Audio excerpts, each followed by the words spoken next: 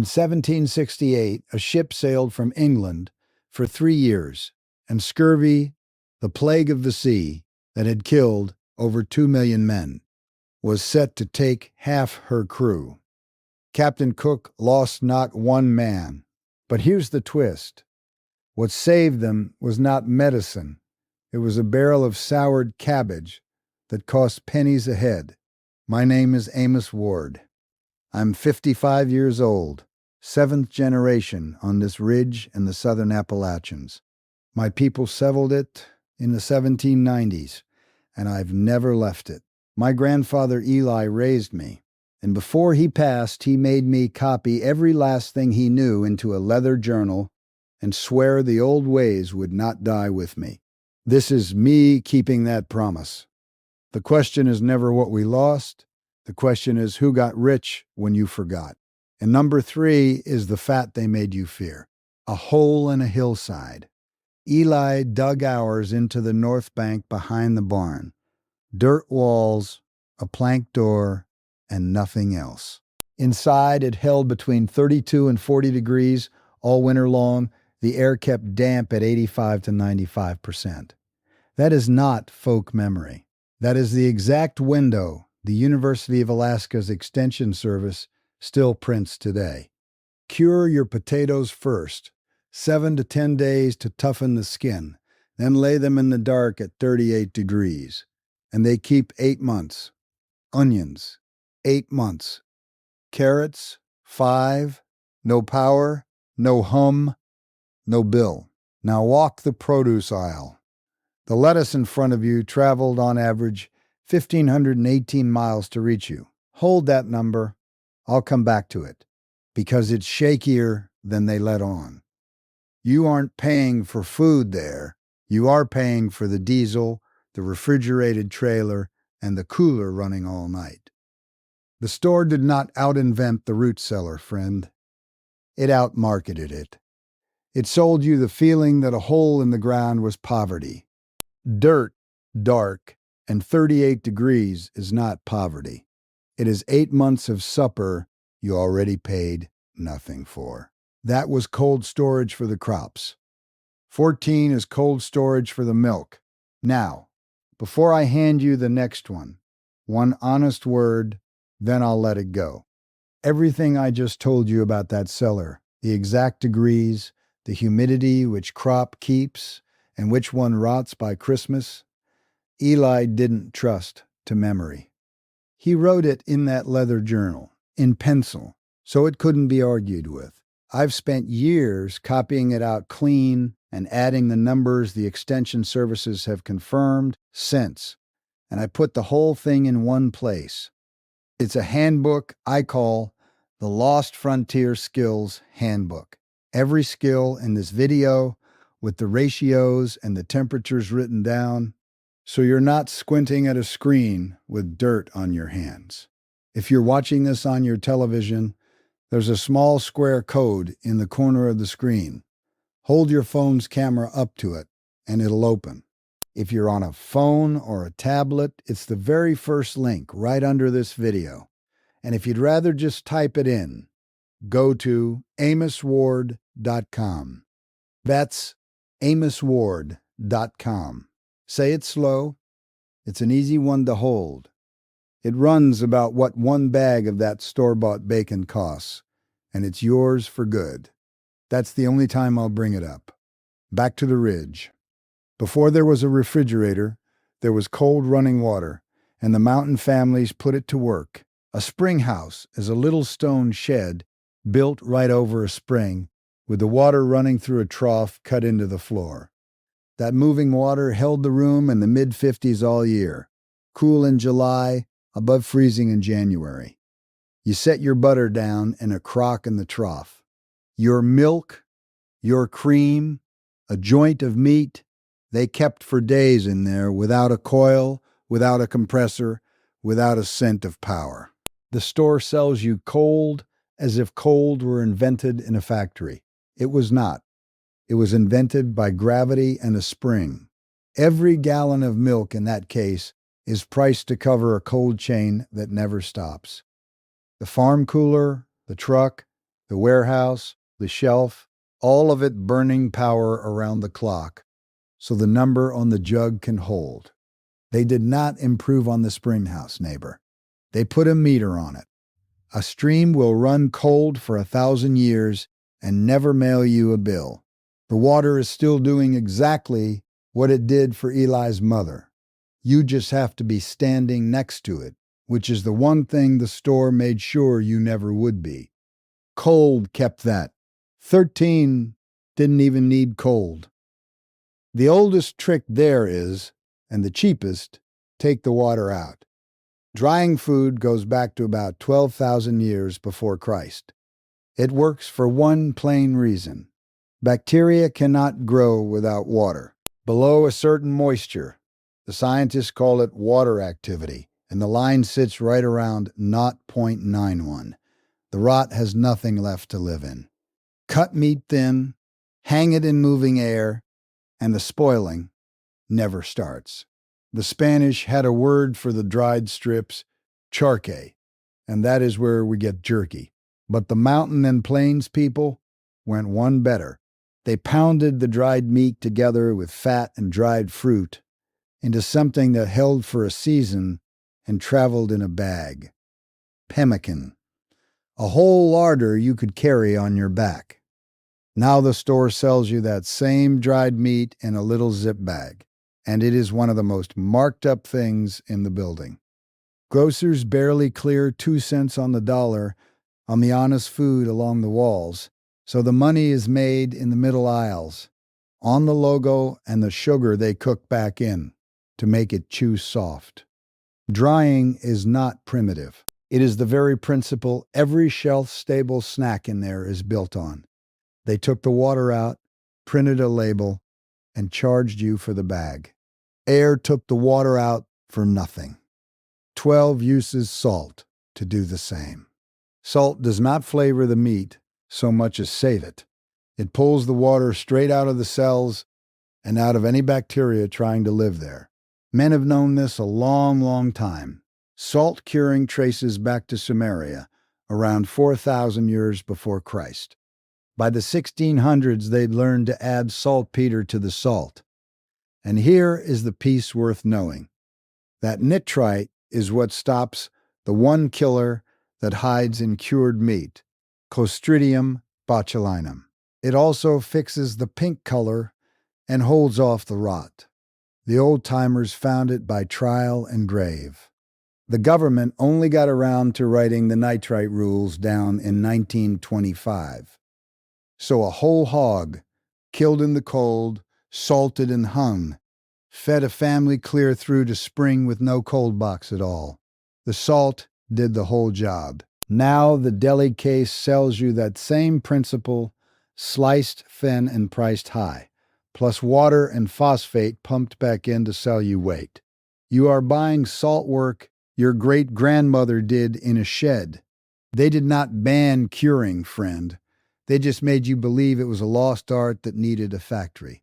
1 barrel of salt did what the whole cold aisle does now. Salt drew the water out to save it. 11 does it with acid instead. Stop a second and notice the shape of this. Every trick so far, somebody sold you the machine version and told you the hand version was quaint. Cellar, spring, air, salt. Same story. 4 times. That is the pattern, neighbor. And it does not soften going down the list. It sharpens. Milk goes off in a day. Cheese keeps for a year. Same milk. The difference is you removed the water and turned the rest sour on purpose. Cheese making acidifies the curd and drives the water out. And the drier it gets, the longer it holds. That's why a hard wheel outlasts a soft one. The raw milk itself, left to its own bacteria, the Streptococcus and Lactobacillus already in it, will keep us clabber for days or weeks with no ice at all. But I promised you the truth, so here it is plain. Raw milk is a real risk, and I won't pretend otherwise. The government counted 202 outbreaks from it over 20 years, 2,600 people sick. 228 in the hospital. Eli's people took that gamble because they had no other. You have a choice they didn't, and you should know the cost before you copy them. The skill is still sound. Turning milk to cheese is how a farm banked a summer of grass into winter food. The store just sells you the wheel and keeps the know-how. They did not improve on the cheese, neighbor. They shrank it and shrink-wrapped it. Milk kept by acid there. 10 is bread kept by it. Real bread is a living thing, and it does not need a packet of yeast to rise. Leave flour and water out, and the wild yeast lands in it on its own. Saccharomyces exiguus, and alongside it a bacteria, Lactobacillus sanfranciscans. The bacteria make the sour acid. The yeast makes the gas that lifts the loaf. That is sourdough, and it fed this continent before a store-bought packet existed. Here's the quiet bonus. That long, slow ferment breaks down phytic acid, the stuff in grain that locks up the minerals, so more of the iron and zinc in the wheat actually reaches you.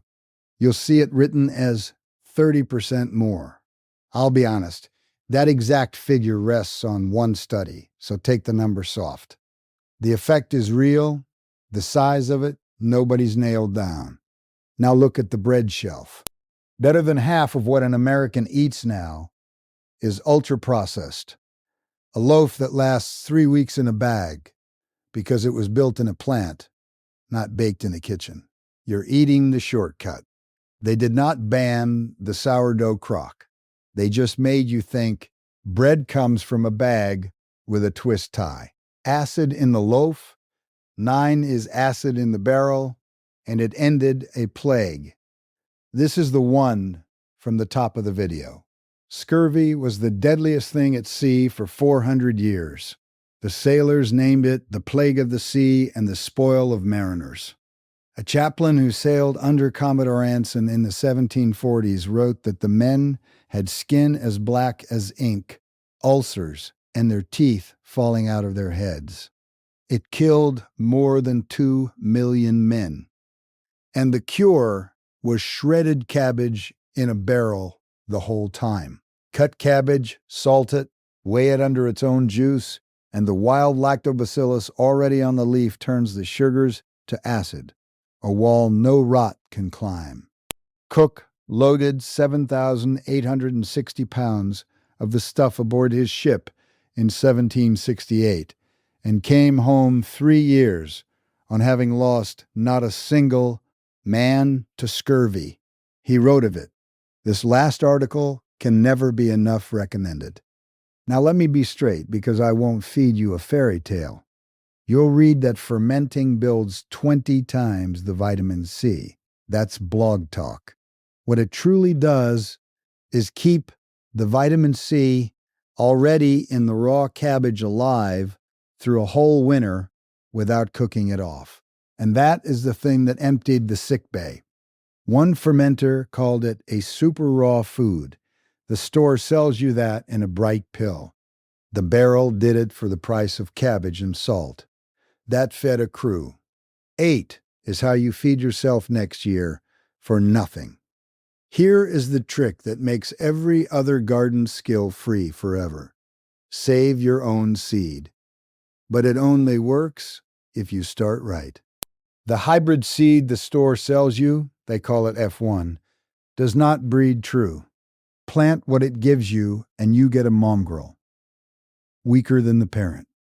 That's by design. The heirloom, the open-pollinated kind, breeds true year after year, so one packet becomes every packet you'll ever need. Eli let a few of the best plants go all the way to seed every fall. Never the whole row, just the strongest. Dried them and hung them in a paper sack in the dry corner of the cellar. That sack was next year's whole garden, and the year after that, on down the line. The seed company's whole business is selling you a plant you cannot replant. They want you back at the rack every single spring. That is not agriculture. That is a subscription. They did not lose the open-pollinated seed. Friend, they shelved it and sold you the one that dies with the harvest. Save the seed from the true kind, and you have bought your last packet. 8 down. Feel the ground shifting under the list? The first few were about keeping food. Now we're on making it bread, cheese, seed. From here down, it stops being tricks and starts being independence. Watch. Corn, beans, and squash planted in one mound, the three sisters. The Iroquois and the Cherokee and the Hopi grew it this way for at least 1,000 years, and it is quiet genius. The corn stands as a pole. The beans climb the corn and pull nitrogen out of the air into the soil through the little rhizobia on their roots. Free fertilizer. The squash sprawls across the ground as a living mulch that shades out weeds and holds the water in. I'll give you the honest edge of it, though.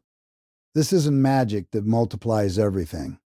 What the mound really does is grow more corn than corn planted alone. The beans and the squash, taken by themselves, actually come in a little lower than if you'd given them their own bed. It is built to feed the corn, which is exactly what those people wanted, the calorie crop, carried by the other two. The store version of this is a bag of synthetic fertilizer and a jug of weed killer, sold to you separately every season. The old field made its own out of thin air. They did not beat the three sisters, neighbor. They just can't put it in a bag and sell it to you twice. That's food you plant. 6 is food already growing that they told you to pull. The most nutritious greens in your county are the ones you've been yanking out and throwing on the burn pile.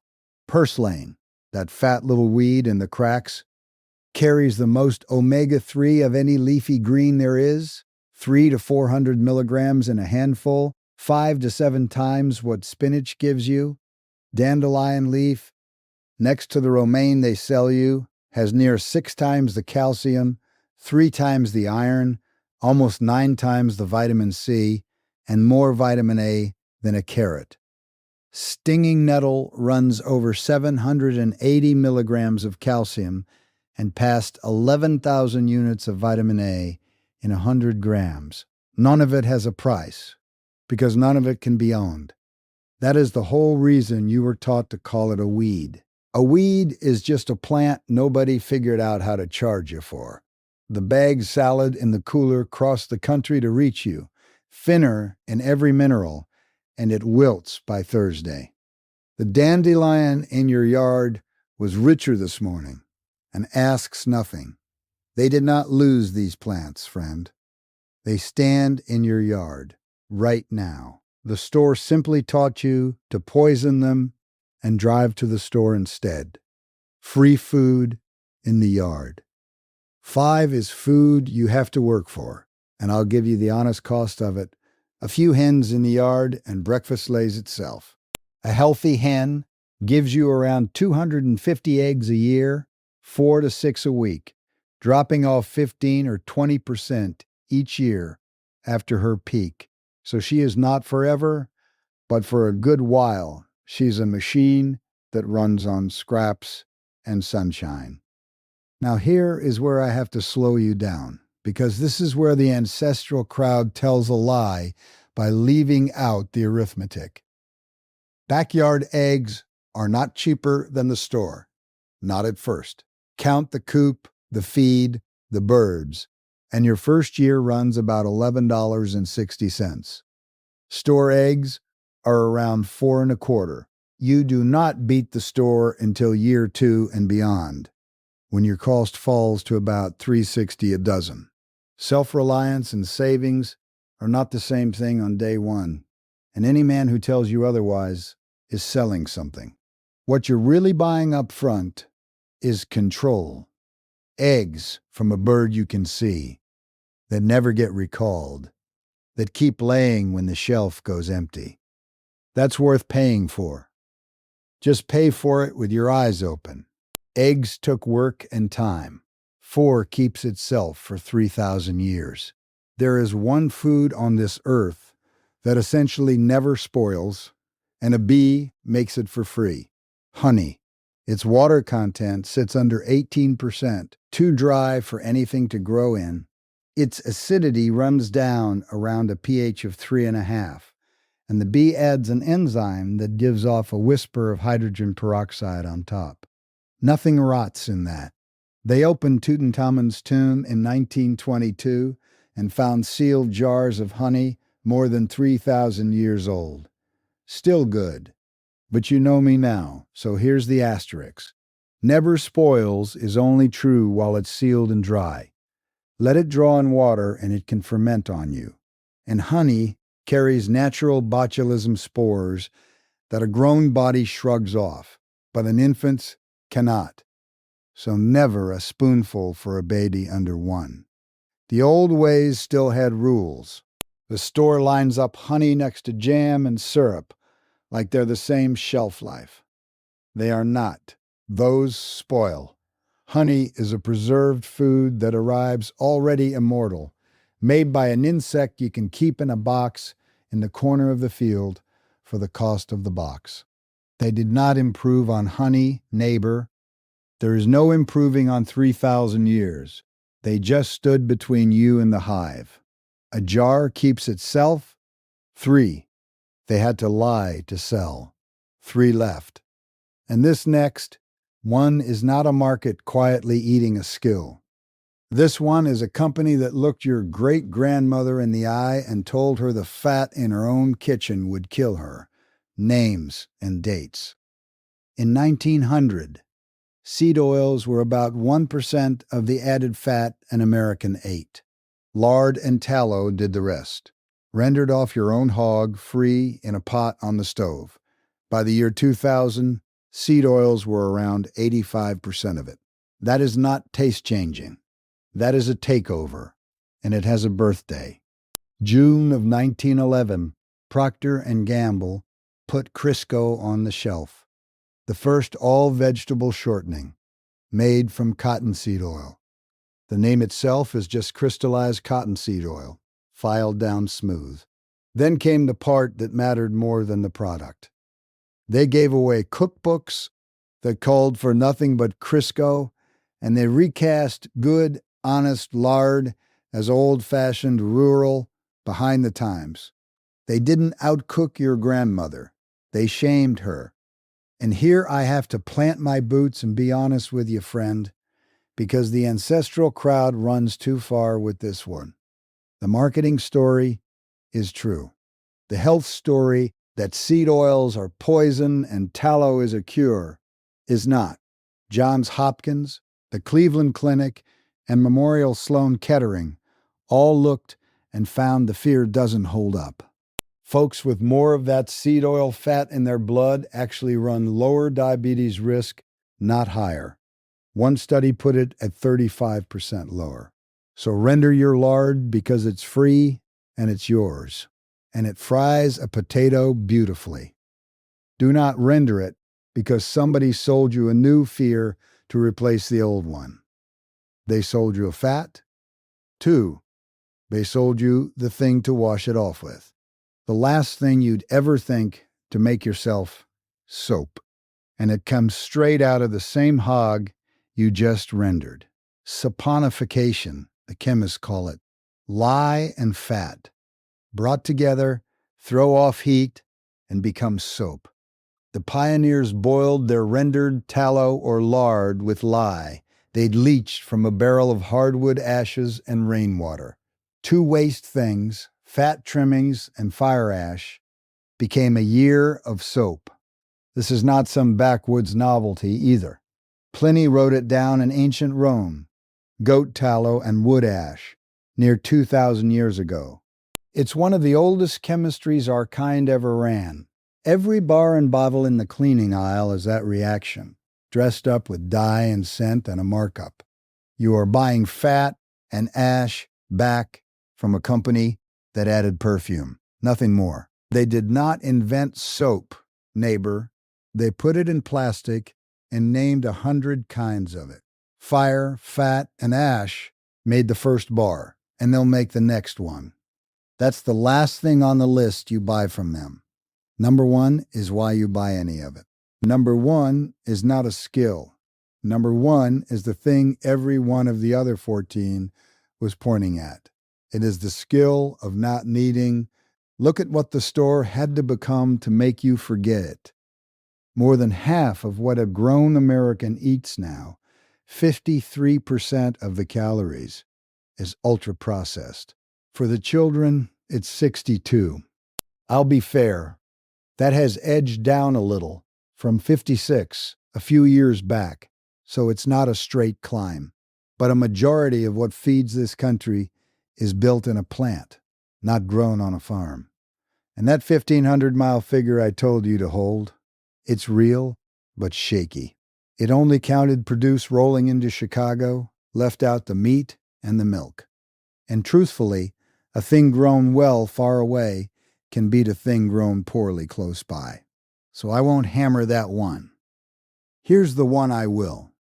This country throws away 40% of its food, near $2,900 a year, for a family of 4, straight in the bin.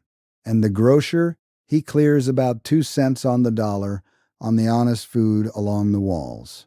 He does not get rich selling you a potato friend. He gets rich the day you can no longer keep one through the winter. That is the whole game. Cook did not have more than those dying sailors. He had a barrel of cabbage and the knowledge to fill it. He was not lucky, neighbor. He was sovereign. The question was never what we lost, it was who got rich when you forgot. So tell me down in the comments, which one of these 15 did your people actually do? Not read about. Did with their hands. The one that shows up the most is the one I build the whole next video around. And next time on this channel, we go after the 2 men who beat spoilage with a sealed jar. A French cook in 1810 who won a prize feeding Napoleon's army, and the government rule from 1917 that is the whole difference between a full pantry and a funeral. Skip the pressure, and that jar can kill you. That's the next one. This was never a lifestyle channel, friend. It is a library. Every one of you who stays is one more set of hands keeping the doors open. Keep the old ways. They kept us